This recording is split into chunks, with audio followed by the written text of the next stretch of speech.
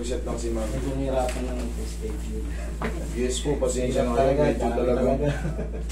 talaga. Pagka walang bagyo, makita mo yung Sabi ko kilid nga siya. sa kanya, dalawa lang yan. It's either maraming tao o wala. Kasi yung kahapon, nandyan ngayon. Or wala pa rin dahil bagyo. Yes, yung iba, Yung hindi, wala. yung iba, hindi pa passable talaga eh. Wala, di pa talaga. Tsaka ako, ang gagawin ko muna niyan, yung kami nabaha ako, nakaschedule ako. Hugasan ko muna yung mga ano, Oo, unahin mo na yung bahay.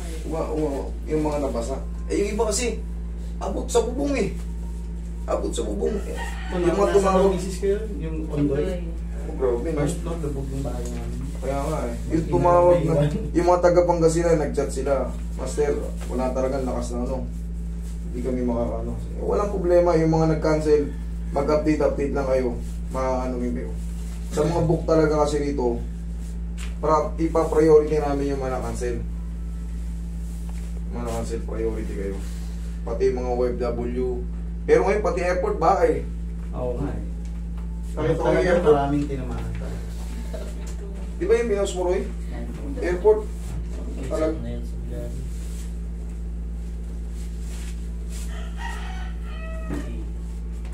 Higaan mo na gilid.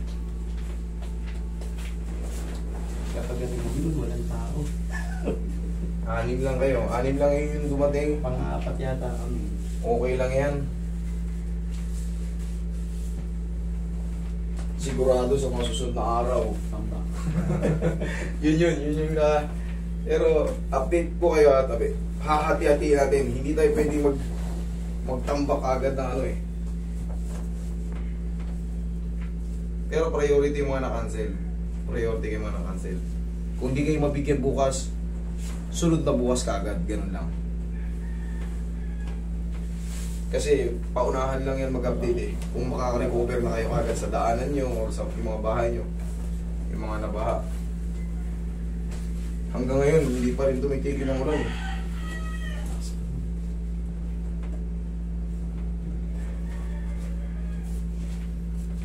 Talagang, di ba yung unang panahon, 40 days na umulan, nagano ka na.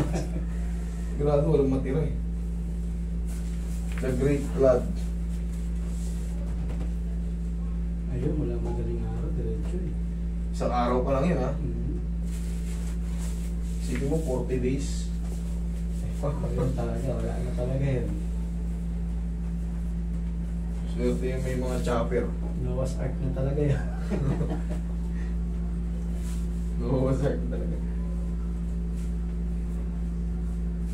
Pwede rin yung may mga inflatable dati kasi wala mga inflatable eh. Ganito paano may makakalutang. Yung mga pagkain na ano.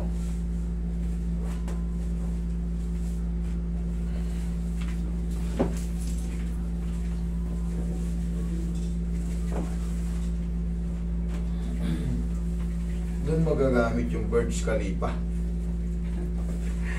No? Hindi abuti ng bahayin doon. Pero kung tumibag yung ilalim, Wala na. yari.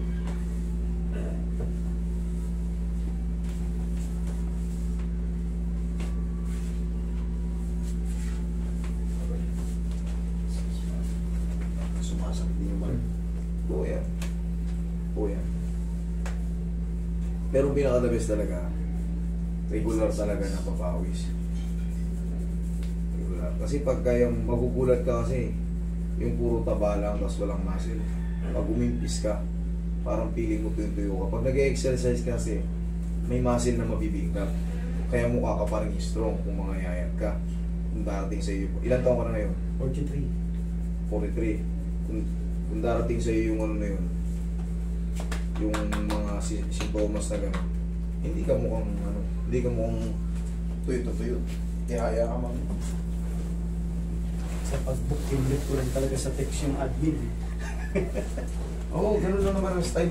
Tsaka weekly lang ang pinupuno namin. Hindi na kami nagtatambak nung ano. Weekly na lang. Dati kasi, di ba, sobrang hirap. Kaya pala ang binigay na yung slot sa akin, 2 days. Mamili ako doon sa 2 Oo, days. ganun na lang, weekly na lang.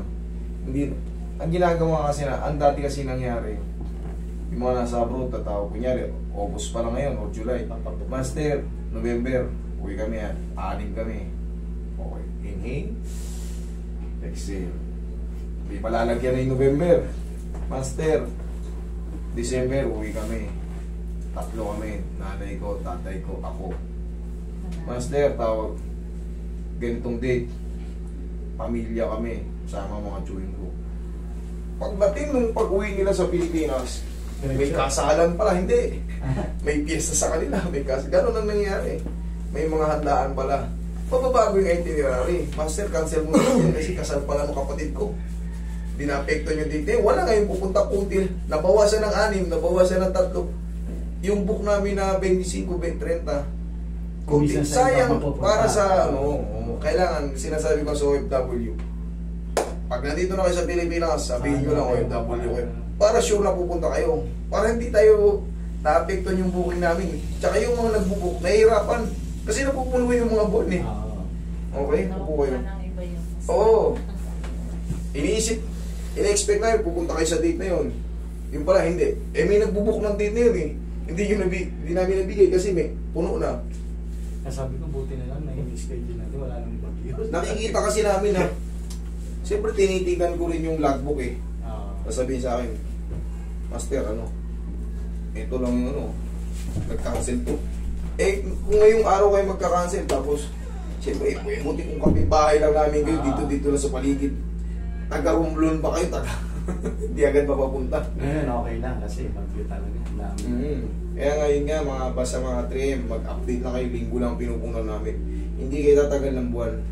Kasi yung mga nasa labas, yan talaga, priority kayo kaso, naka-apekto rin kasi, minsan kasi, nagbabago yung nila, itinerary nila dito sa Pilipinas. Ayun nga, may mga ibang okasyon kasi.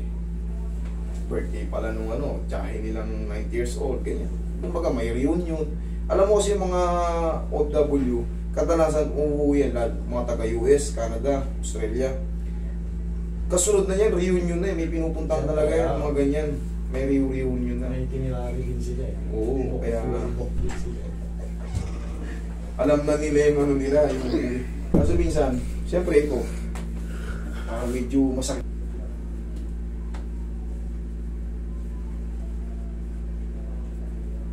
Dali.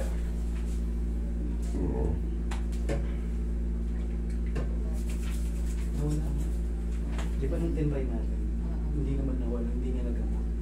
Meron din dental clinic, hindi niya nagamot. Idol ka niya. Yung mismo nagmamassage na.